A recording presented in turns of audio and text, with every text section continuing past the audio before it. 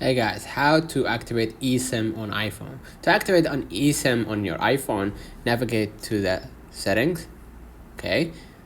Go to the cellular and hit setup cellular, okay? And you can then scan a QR code provided by your carrier or enter the eSIM details manually. If you are converting a physical SIM to eSIM, go to the settings and then cellular, same set as steps, and then hit convert to eSIM. So let me know in the comments if this video helped you. Don't forget to like and subscribe. See you.